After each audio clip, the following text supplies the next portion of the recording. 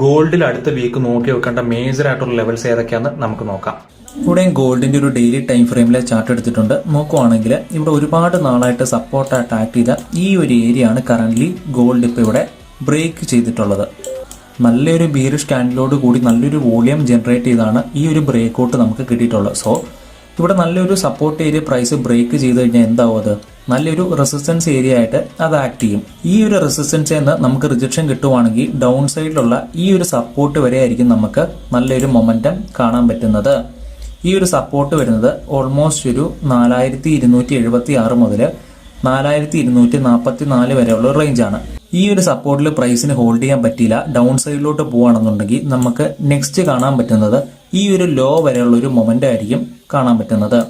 അതല്ല പ്രൈസ് ഈ ഒരു റെസിസ്റ്റൻസ് ബ്രേക്ക് ചെയ്ത് അപ് സൈഡിലോട്ടാണ് പോകുന്നതെങ്കിൽ നമുക്ക് നെക്സ്റ്റ് മേജർ ആയിട്ടുള്ള ഒരു റെസിസ്റ്റൻസ് ഏരിയ എന്ന് പറയുന്നത് ഡെയിലി ടൈം ഫ്രെയിമിലെ ഒരുപാട് നാളായിട്ട് റെസിസ്റ്റൻസ് ആയിട്ട് ആക്ട് ചെയ്യുന്ന ഈ ഒരു ട്രെൻഡ് ലൈൻ ഏരിയ ആണ് വരുന്നത്.